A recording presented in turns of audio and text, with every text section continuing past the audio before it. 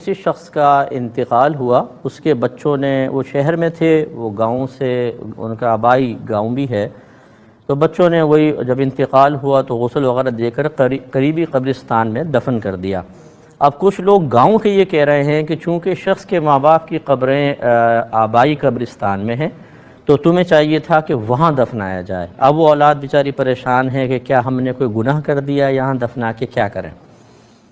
دیکھیں مسئلہ یہ ہے آبائی گاؤں، آبائی مطلب شہر، اس کا دفنانے سے کوئی تعلق نہیں ہے۔ دوسری بات یہ ہے کہ اگر آپ یہ سمجھتے ہیں کہ وہاں دفنائیں گے تو قبریں قریب قریب ہوں گی تو شاید موقع ملے گا، نکل کے مل لیں گے کہ بھئی کیا حال چال ہے، اور اگر یہاں دفنایا اور وہ سینکڑوں میل دور ہیں تو وہ کھڑا ہو کے دیکھتے رہے گا، تو وہ تو بہت دور ہے، میں کیسے سفر کروں، تو یعنی زندوں پر اس کو قیاس کر لینا۔ یہ بیچارے وہ لوگ مشورہ دے رہے ہوتے ہیں جن کو دین سے کوئی لگاؤ نہیں ہوتا، دین ان کے پاس ہوتا نہیں ہے، خاندانی باتیں، سنی سنائی باتوں پہ چل رہے ہوتے ہیں۔ اب ہم آپ کو دین بیان کرتے ہیں۔ دین یہ ہے کہ جب انسان کا انتقال ہو تو اس کو غسل اور کفن وغیرہ کرنے میں تیزی کی جائے۔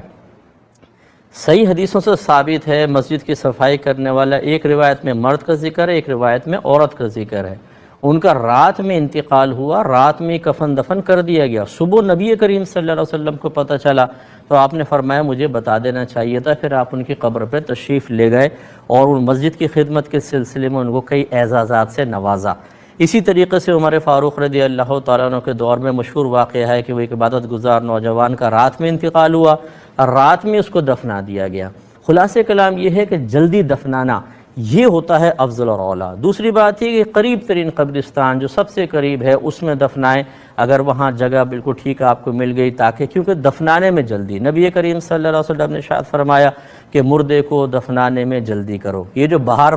کے لوگ ہوتے ہیں، معذرت کے ساتھ برا نہ مانیں، ساری زندگی ماں باپ کی شکل نہیں دیکھیں گے، کبھی کبھار آ کے کریں گے، لیکن جب ماں باپ کا انتقال ہو جائے تو ان کے لیے دو دو دن تک ماں باپ کو فریز کر کے رکھنا یہ ضروری ہوتا ہے، کیونکہ اٹلی سے آ رہے ہیں صاحب، جرمنی سے آ رہے ہیں، یو کے سے آ رہے ہیں، یو ایس اے سے آ رہے ہیں، ان کو شکل دکھانی ہے، ماں باپ کو تکلیف پہنچے کوئی بات نہیں، ان کے لیے بہت بڑا اعزاز ہوگا، انہیں آنے دیں، پہلے آ کے وہ شکل دیکھیں گے، شکل دیکھ کے تھوڑے سے آنسو بہائیں گے، اس کے بعد خدا حافظ کہہ کر پھر غائب ہو جائیں گے۔ تو یہ طریقہ کار بالکل غلط ہے اسلامی نقطہ نگاہ سے، انہوں نے دفنایا، بالکل ٹھیک کیا۔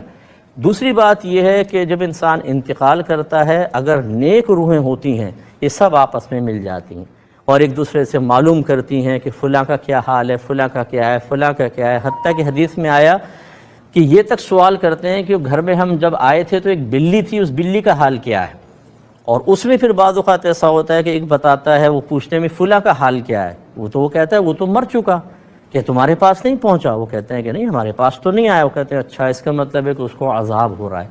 یعنی روح کو مقید کر دیا گیا عذاب کی وجہ سے۔ تو خلاصہ کلام یہ ہے کہ یہ فاصلے کچھ بھی نہیں ہیں، مرنے کے بعد ایک سیکنڈ کے اندر روح یہاں سے وہاں پہنچ جاتی ہے، اس لیے